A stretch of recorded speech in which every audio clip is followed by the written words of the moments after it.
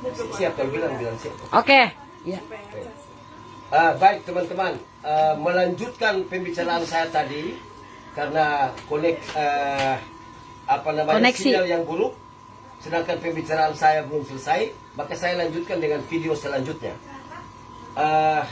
Bapak Ibu sekalian,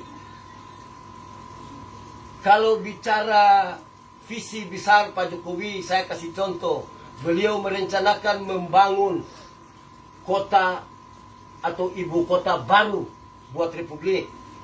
Jika tidak ada pandemi COVID-19, mungkin pembangunan sudah dimulai di sana. Pertanyaan saya yang pertama, apakah karena COVID ini terus pembangunan itu ditiadakan? Siapa yang bisa menjawab ini? Saya akan mencoba menjawab dengan cara saya. Yang pertama, tidak boleh hal ini tidak dilakukan karena sudah melewati satu kajian yang betul-betul tadi saya sebut di atas. Ekstensif, intensif, dan kritis. Sangat luas kajiannya, dalam kajiannya, bahkan sangat kritis. Sehingga harapan yang mau dicapai itu, atau sering orang sebut dasein itu, akan diteruskan. Sehingga apa yang seharusnya merupakan dasolen akan jalan terus.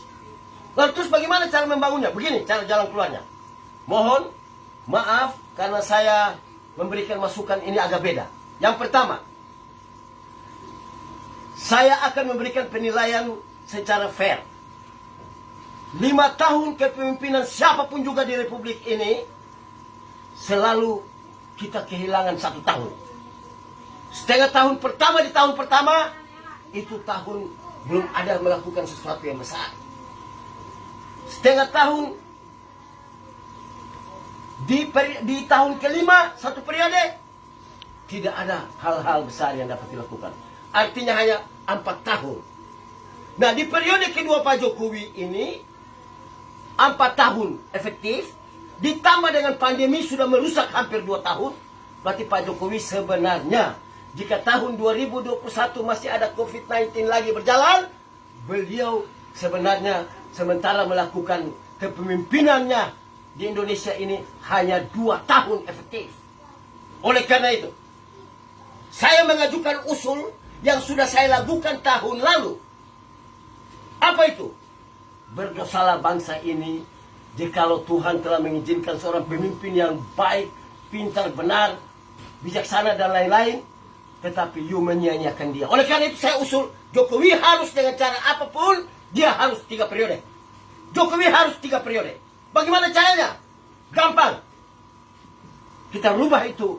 Kita memberikan amandemen pada Undang-Undang Dasar 1945. Sekarang orang sudah bicara tentang wacana 3 periode. Dan saya berpikir, apakah ini juga jalan Tuhan supaya Jokowi harus 3 periode? Kita tidak fair. Beliau 1 tahun menuju 2 tahun ini hanya mengurus COVID. Walaupun hal-hal lain terjadi. Kan terjadi resesi ini. Bukan salah ke beliau. Oleh karena itu kita harus fair. Sebagai relawan Jokowi, saya akan berusaha dengan cara saya. Saya tidak perlu dengan cara orang lain. Karena saya meyakini apa yang saya lakukan. Yaitu bahwa mudah-mudahan Pak Jokowi berakhir dengan meninggalkan legasi di tahun 2024. Dan maksud saya 6 bulan terakhir kita siapkan untuk merubah atau mengamandemen Undang-Undang Dasar 45 pasal 7 tersebut supaya beliau memperoleh kesempatan lagi untuk mengikuti Pilpres. Kan masih tergantung dari rakyat Indonesia. Kalau you percaya dengan beliau, you pilih. Tapi berikan kesempatan itu. Saya pikir undang-undang, peraturan atau apapun namanya itu dibuat karena manusia. Ini kita bicara eksistensi negara. Sedangkan kalau kita mengacu kepada cara berpikir filsuf besar dari Prancis, Sartre misalnya, dia mengatakan bahwa eksistensi mendahului esensi. Dan eksistensi ini penting sekali. Oleh karena itu, saya mengajukan itu. Mohon maaf teman-teman narasumber sekalian bahwa dalam hal ini itulah merupakan harapan terbesar saya dari refleksi refleksi akhir tahun 2020 sekaligus refleksi 1 tahun kepemimpinan Jokowi dan harapan-harapan apa yang mau dicapai. Kira-kira begitu. Dan kurang lebih mohon maaf Pak Gus. Demikian. Assalamualaikum warahmatullahi wabarakatuh.